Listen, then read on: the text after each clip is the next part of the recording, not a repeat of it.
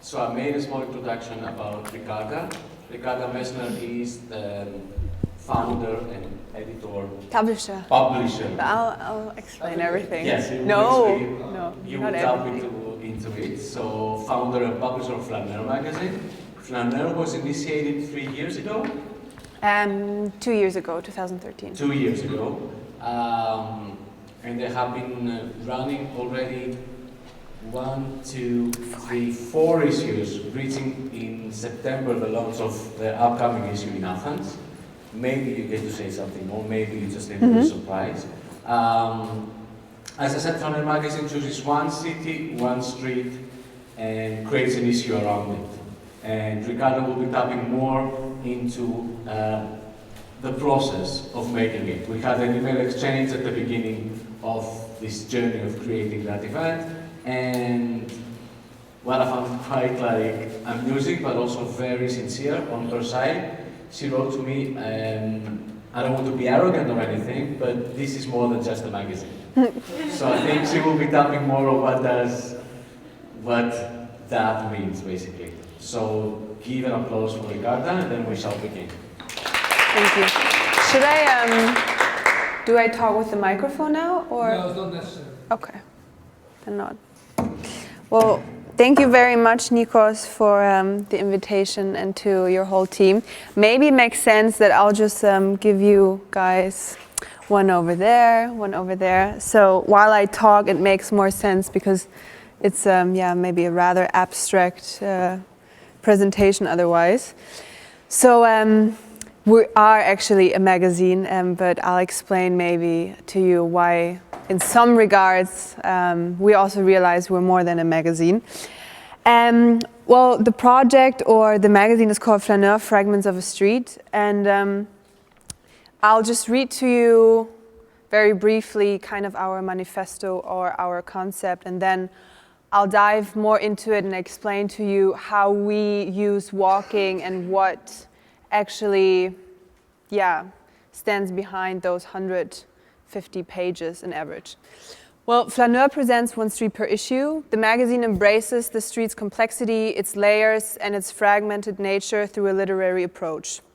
It creates meaningful correlations among places, stories, people, and objects that aren't necessarily related. The magazine, and that's a very important one, is aware of its subjectivity. It wants to say this could be Corso Vittorio Emanuele II. Well, the last one is of course always changing. That's the last street that we chose in Rome.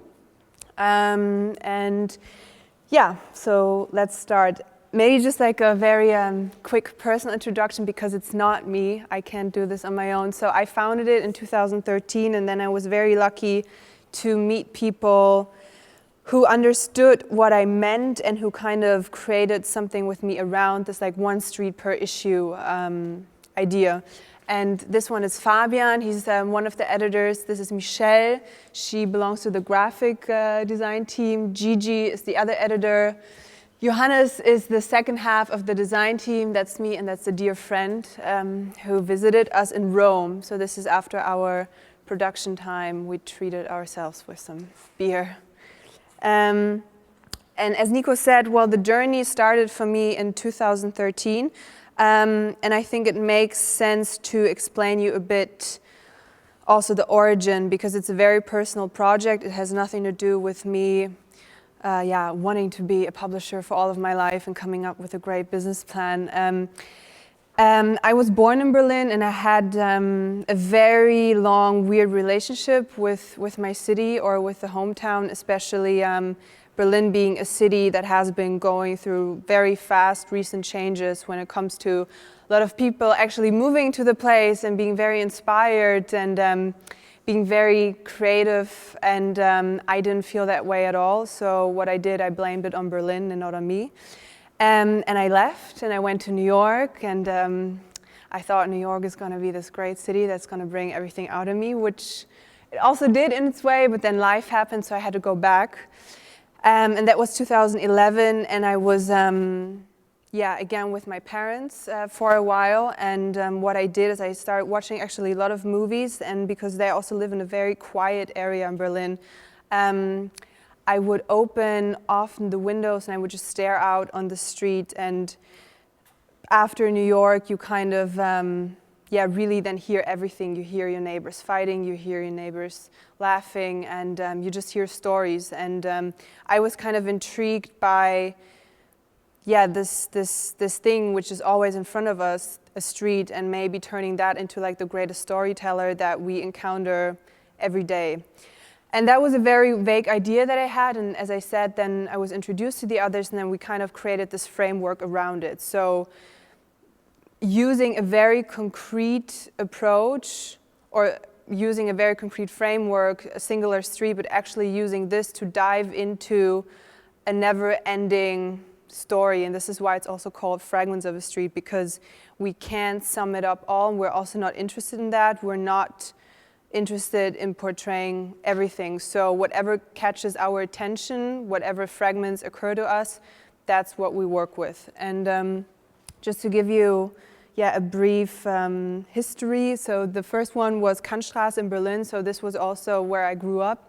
And it was a way for me to start looking again closer at my city, at my neighborhood where I spent my teenage years, and actually really started embracing it for the first time in my life. And then we went with the second one to Leipzig, Georg-Schwarz-Straße, a rather dark issue. But I'll explain also to you later why every issue looks the way it looks. Then we crossed the ocean and we ended up in Montreal in Canada. And the most recent one, that we published in March is the Corso Vittorio Emanuele, which is situated in Rome. And as Nico said, we're now in the midst of crazy production for the upcoming Athens issue, which will be published end of September. And this is an image of our street in Rome, which is actually not really portraying what it looks like, because it's a very hectic, exhausting street, but this is an image that one of our contributors took very early in the morning. And I'll just leave it in the background, maybe try to explain to you how we work or what this magazine is about. And what probably the most important philosophy for us is to embrace the unknown. So wherever we go we don't know what will happen, which is on one side the biggest challenge for us, but on the other hand it's also the greatest beauty. Because we're incredible free, and we are also not interested in arriving at a new place and putting it into a rigid format. Our only format that we have is those printed pages, but besides from that, we try to be stay to be as free as possible. And I think, Nikos, you mentioned that also, and that is another very important aspect. Rather, by arriving somewhere and then maybe just doing interviews or documenting it, we want to translate what we see. So we translate it into our subjective associations, and we always team up with 10 to 15 local contributors in the city, because we also understand we're arriving there as foreigners and we don't want to impose anything. It's not about Berliners now arriving in Rome and then telling our story. Of course, we'll add something to it, but we're interested in teaming up with the people who live there and kind of have this constant dialogue and exchange with them. So once we're in the town, we start walking, and we don't use a map. Sometimes we get recommendations, but usually we don't really follow these recommendations because it's already somehow guiding us. And for example, the Rome issue, or to make you understand, why do we then end up with the Corso Vittorio Emanuele? So we arrived there last year, and Rome is very, how can I say? It's kind of like, where do you start? And you have all those like little alleys, and you're constantly overwhelmed by the beauty and by the architecture and by your surrounding. And at some point, also for me, it got very exhausting, and I would just only stare onto the pavement, and sometimes I wanted to, not even continue walking. And then it was an architect who lives there who actually in the second week pointed out to us, so did you see the Corso Vittorio Emanuele II? And we said, no, we didn't see it. And then he said, well, that's almost impossible because it's the most important street in our historic center because it connects everything. And then we realized we used that street every day, but we just didn't really pay attention to it because it's not this classic Roman street by Roman standards. It also connects only the tourist sides. So in a way, it's this street that is only being used and kind of neglected. And this is how we also always work, I think, when it comes to other cities. We don't have any criteria. I mean, a lot of people always think, yeah, do you go for beautiful streets? Do you go for streets in emerging hip neighborhoods? It doesn't have anything to do about it. It can be something that is also maybe depressing. So the Leipzig issue, for example, was a street where we felt very uncomfortable and we wanted to know why. So then we start the research and then we start diving into it. Yeah, so maybe that makes sense a bit how we work. And then it's the editors always stay there for 8 weeks. It may sound long, and of course it's great that they also get this like long production time, but in a way it's also like a very short amount of time to really dive into it, to really meet the people.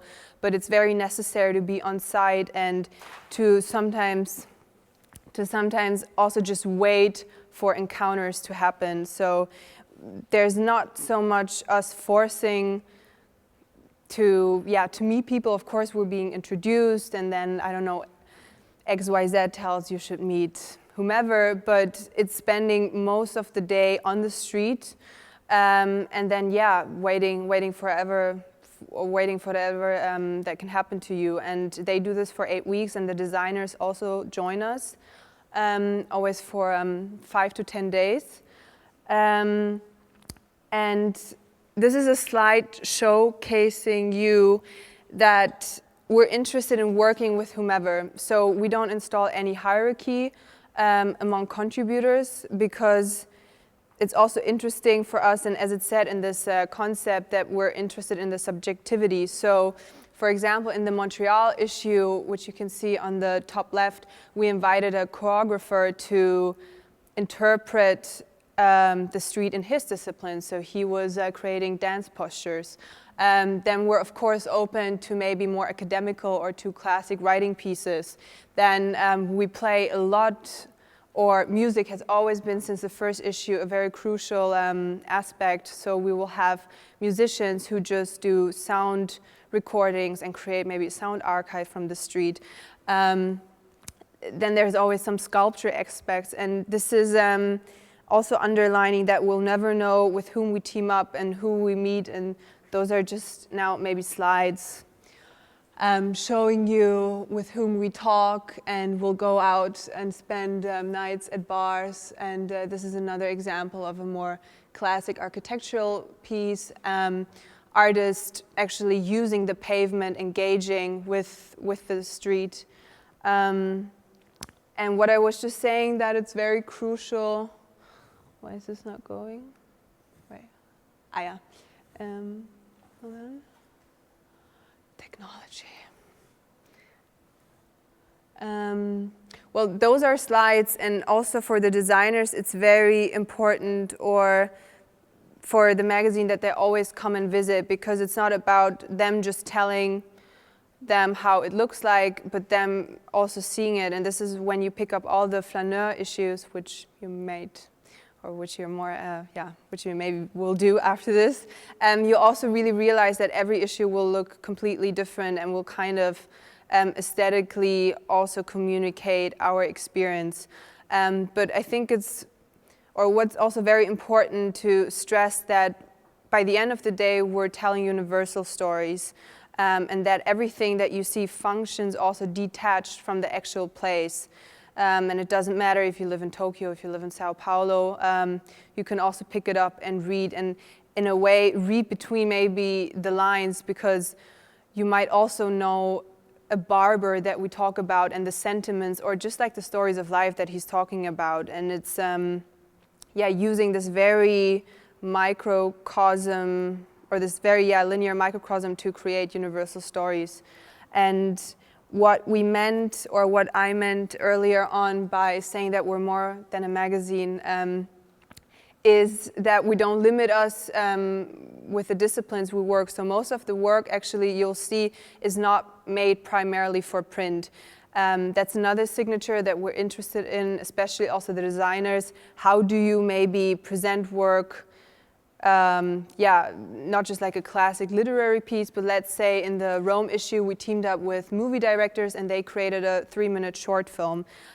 We don't really want to put them in categories, so we only call them unprintable. So it's pieces that are not made for print, but of course we'll find maybe a way to show them, and then we'll only print them as film stills in the issue, but then you go on the website and you see the 4-minute version of it. And this video will actually be online tomorrow. It took us only, I don't know, a couple of months. But so this is another example, and you could see it in the Rome issue.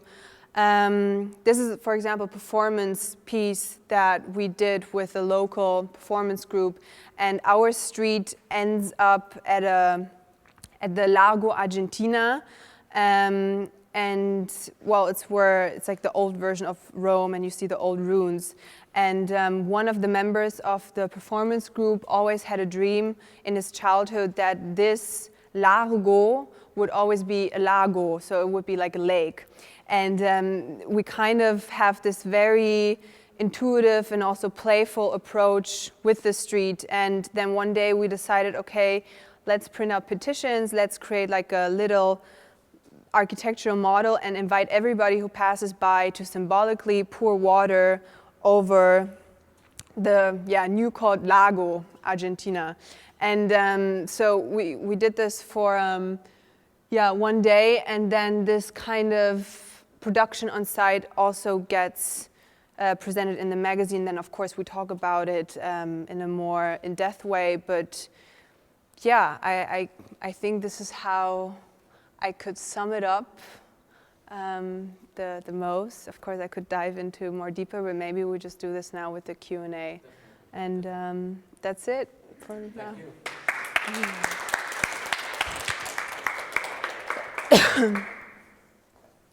Well,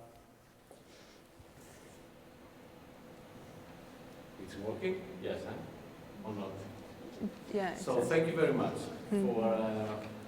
for the presentation. And I mean, we discussed it also before, your practice and how you talk about this, let's say, fluidity that you have, and allowing yourself to get lost within the city and within the street, and allow the street, let's say, in its dynamics, function as a spark to build that issue.